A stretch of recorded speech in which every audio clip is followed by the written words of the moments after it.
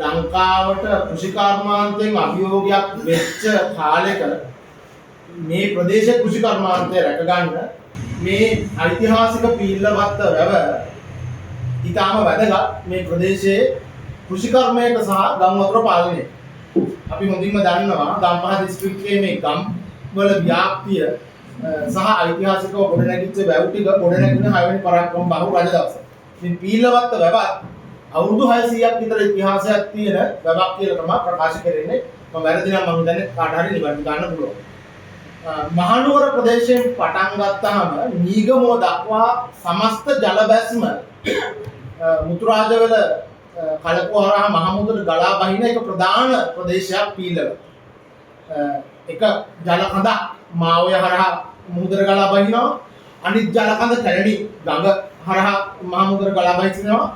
ඉතුරු සියල්ල අත්තරගලු ඔය සහ මේ ප්‍රදේශයේ තියෙන කුඩා වැව් ඔයවල් මාර්ගයෙන් තමයි දනුගම ප්‍රදේශයෙන් මුතුරාජවලට ගලා බසින්නේ. දැන් මම ඔයගොල්ලන්ට පෙන්නන්න කැමති මාධ්‍ය අපේ හිතවතුන්ට මේ සිටියම මේ රෝස පාටින් පේන්නේ ගම්පහ දිස්ත්‍රික්කයේ ගම් වතුර මට්ටම. ඊට වඩා බය හිතෙන සිටියමක් තියෙනවා අපේ මිනිඳුරු දෙපාර්තමේන්තුවේ මෙතන කරමු. මේ ඔබට පේන සියලුම රතු පාට ප්‍රදේශ ගම් වතුර තරජනයට ලක් වෙච්ච ගම්පහ දිස්ත්‍රික්කයේ ප්‍රදේශ.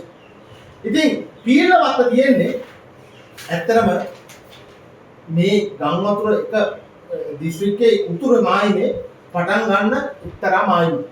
ඒක පීල්ලවත්ත වැව ඓතිහාසිකව මේ ගම් වතුර ප්‍රශ්නය මේ පීල්ලවත්තේ ඉඳලා ඒකල දක්වා වූ ප්‍රදේශයට ඇති වෙන ගම් වතුර ප්‍රශ්නේ පාලනය කරන්න ඉදිකිරීම කෘෂිකර්මාන්තය අරමුණු කිරීමට අමතක. ඒක පීල්ලවත්ත වැව ඇත්තටම සිදු කළ යුත්තේ විශාල කිරීම මිස කුඩා කිරීම නෙමෙයි. අද කුරුණෑගල කටුනායක මිනාම්ගොඩ මහා මාර්ගයේ ඉදිරියලා තියෙන්නේ ඓතිහාසික පීල්ලවත්ත වැව උඩින්. ඒතර මාර්ගයේ අනිත් පැත්තේ තියෙන ප්‍රාථමික විද්‍යාලයේ ක්‍රීඩා පිටිය පවා යම් කලයක පීල්ලවත්ත වැවට අදාළ ප්‍රදේශයක් වෙච්ච බවයි ඇත්තටම බැලු බලනකොට පේන්න තියෙන්නේ. මේ එහිම කෑල්ල.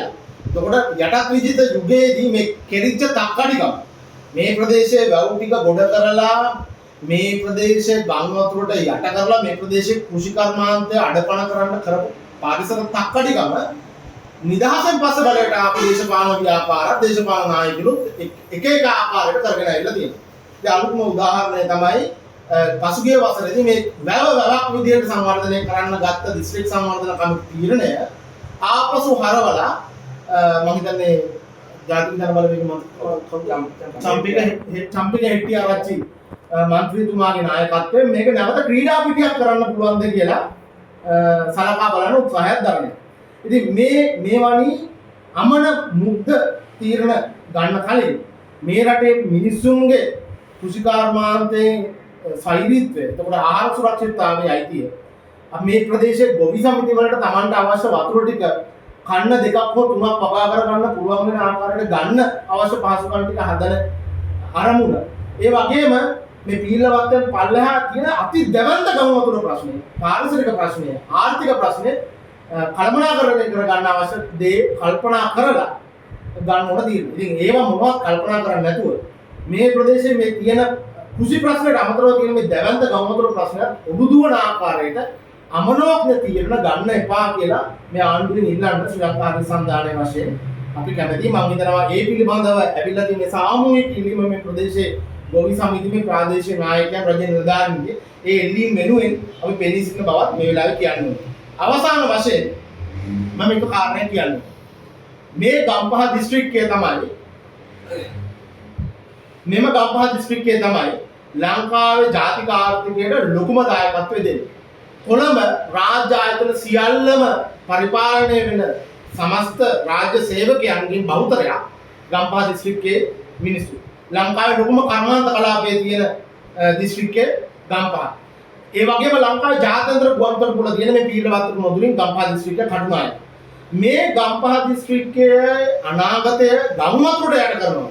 මේ දිස්ත්‍රික්කයේ ඉන්න මිනිස්සුන්ට තමන්ගේ එදිනෙදා වේග සරි කර ගන්න දෙන කෘෂිකර්මාන්තය අඩපණ කරනවා නම් අපි ගන්න දේශපාලන තීරණවල මම හිතනවා ඒක රටේ ජාතික ආර්ථිකයට ඉතාම නරක ආකාරයට බලනවා. ඒකින්ද පාරිසරිකව කෘෂිකර්මාන්තයේ පැත්තෙන් කල්පනා කරලා මිනිසුන්ගේ ජීවන තත්ත්වය උසස් වෙන්න රටේ ආර්ථිකයට ප්‍රශ්නයක් නොවෙන්න මේ පීලවත් වැවක් විදියට පුල් කරනවා මිසක් මේක අකුලලා ඔලු ගෙඩි ගානේ දේශපාලනය කරන කීප දෙනෙක්ගේ අවශ්‍යතාවයට ක්‍රීඩා පිටුනියක් කරන්න උත්සාහ කරන්න එපයි කියලා ඉල්ලමි මගේ අදහස් වලට අවසන් කරන්න කැමති. මේ පිළිබඳව මේ ගමේ ගම්වාසීන් ගන්න ඕනම තීරණයක් එක්ක ලංකාවේ පරිසර ව්‍යාපාරය ලංකාවේ කෘෂි ව්‍යාපාරය ඉන්න බවත් මේ වෙලාවේ කියන්න ඕනේ. ඒකින්ද මේ මාධ්‍ය සාකච්ඡා බලන ඕනම දේශපාලන චරිතයකට අපි කියන්න කැමති මේ ගමේ පොඩි මිනිස්සු ටිකක් ආවි කියලා මේ ඉල්ලීම මේ නීත්‍යානුකූල ඉල්ලීම නොතකා හරින්න එපයි කියලා.